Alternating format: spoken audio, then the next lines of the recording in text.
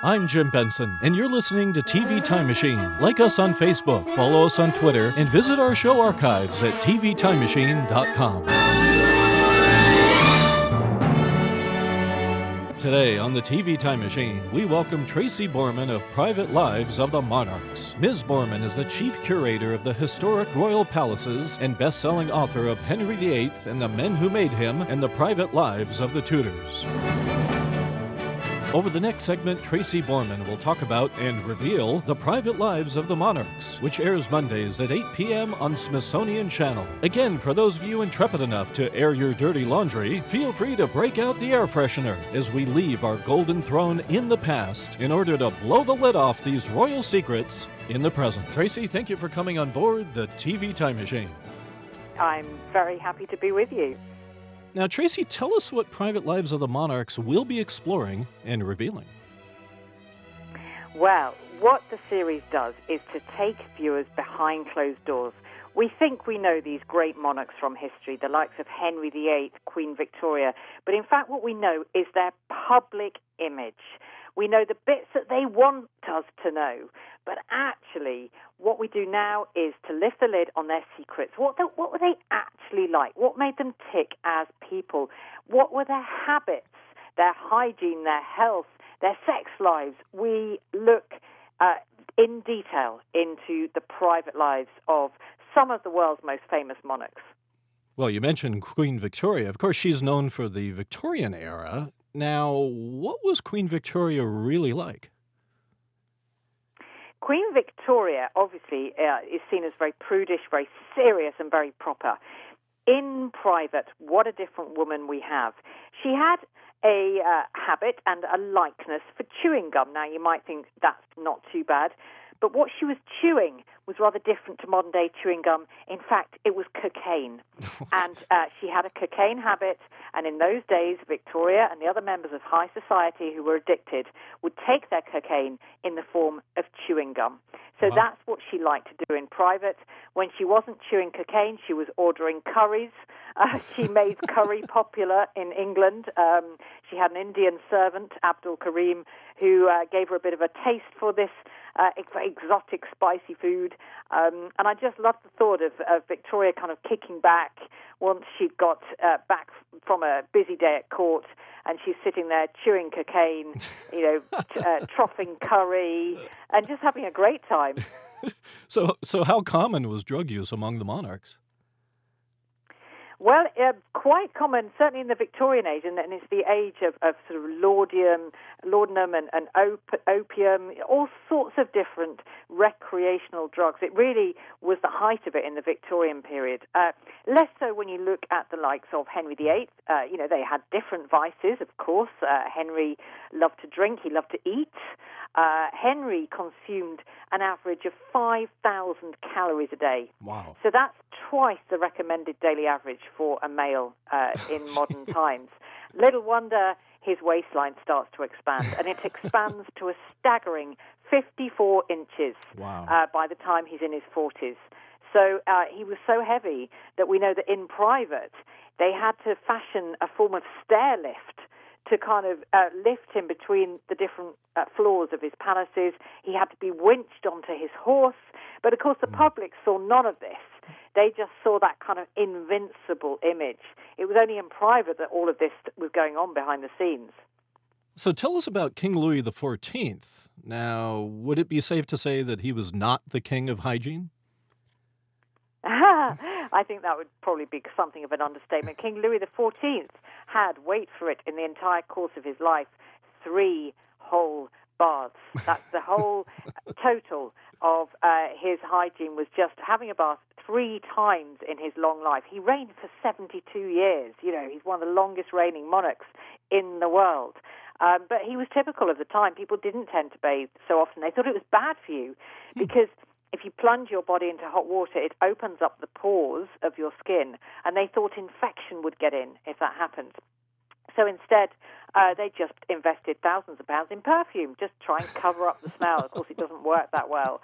And Louis's palace, Versailles, is seen as the most magnificent in the world. But actually, it would have been a stinking cesspit of a place because, as well as being filled with all these unwashed bodies, all of the thousands of rooms of Versailles, believe it or not one single toilet. So people had to relieve themselves where they could. Fireplaces, behind curtains. Louis kept dogs. They were doing the same in the palaces. Can you imagine? It must have stank to high heaven. Well, wait a minute. Couldn't they have had some alternatives like outhouses or something like that? Well, you'd have thought, but actually it seems that people just didn't want to go outside. They didn't want to leave Louis's presence. Louis was just, going to the loo where he was. He may have a chamber pot or something. Right. And, of course, for as long as Louis was in residence, people didn't want to miss a moment because that's how you get your power, by, being seen to be with the king as often as possible. So tell us about Charles II and his particular proclivities. Charles II is being referred to as too randy to rule, and for good reason. He liked the ladies. He had a whole string of mistresses, many illegitimate children, and as many venereal diseases as a result. And what I do in the series is to talk to a modern-day medical expert about some of the cures for things like syphilis. Now, if you had syphilis, there were a number of nasty side effects, one of which is you tended to lose your nose. Your nose would kind of erode away. And so what they did was they had metal noses strapped to their faces, as if that wouldn't draw attention to the fact they no longer had a nose. They also, through this disease, lost their, should we say, private hair. In certain parts of their body, their hair would fall out. And so there was a new fashion for the pubic wig. And we have recreated a pubic wig for the series. There literally is no stone left unturned in this series. I have to warn viewers of that. Now, Charles's sexual activities, did that affect his focus and his effectiveness in terms of ruling? I think it did. I mean, he's the king of pleasure, and as well as women, he loved parties. They were quite legendary, actually, Charles's parties. So yeah, he was much more interested in that than in running the country. And people saw the Great Fire of London in 1666 as a punishment from God for his wickedness. And he started to take the business of governing a bit more seriously after that. Now, living a lifestyle of great wealth, great power, and really kind of isolated from the common man, how did that affect the perspectives of these monarchs, and how did it affect their mental health? Oh, gosh. Well, I mean, the mental health of the monarchs is actually fascinating, particularly Henry VIII. He's seen as this tyrannical king, but actually he was described by one visitor to his private apartments as being the most timid man you could hope to meet. He was timid, he was fearful, he was a hypochondriac, he was always looking over his shoulder for assassins. You just see really the mental decline of Henry. He had, in his later years, what we would call depression. At the time, it's described by his private servants as melancholy. The king is in another deep melancholy. But, he's shutting himself away in his private apartments. He can't bear to mix with his courtiers. And he's crying.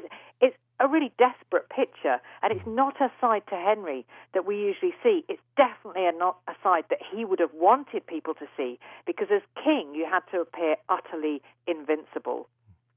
Now, you're also the author of The Private Lives of the Tudors. Now, in your researching, how were you able to discover such private and intimate secrets from so long ago? Well, it's fantastic for historians such as myself, because if you served in the Tudor court, then you had to write everything down. They were very bureaucratic. They liked to keep a careful record of what absolutely everybody was doing. And so those records have survived, particularly for the Tudor period. And I am first and foremost a Tudor historian, so what a joy for me it was to read these. And they've largely been overlooked by historians and seen as trivial because, of course, they don't necessarily relate to the great political events of the day. But they tell you so much. You gain a new understanding of why the monarchs are behaving as they did in public, why they're suddenly so foul-tempered and tyrannical in public when you look at what they're going through in private. And so it was fascinating. There is no detail too small to have been written down, and it really makes for fascinating reading, and I hope viewing as well. Speaking of viewing, what can audiences ultimately expect to experience and discover when they watch Private Lives of the Monarchs on Smithsonian Channel? So they can expect to see very well-known monarchs in a completely different light. So the monarchs we're going to kick off with Queen Victoria, then go on to my favourite, Henry VIII, before looking at Louis XIV, the French king, George III, the so-called Mad King, and his son, the Prince Regent. And then we're following on from that with that randy old king, Charles II, to round off the series. So it is going to be 5 episodes, each very, very different, but equally fascinating. If people have as much fun watching it as I had making it, then they're in for a treat. And Tracy, where can people find out more about yourself and Private Lives of the Monarchs online? Online, so they can find out the Smithsonian Channel have a fantastic website. I have my own website, tracyborman.co.uk, where I give links to the series and also my research into the private lives of the Tudors and other monarchs. So, yeah, absolutely. If people can check it out if they're interested. There's lots of places to find out more. Well, Tracy, it's been a tremendous pleasure having you aboard the TV Time Machine. Feel free to join us again in the future or in the past. I'd love to. Thank you.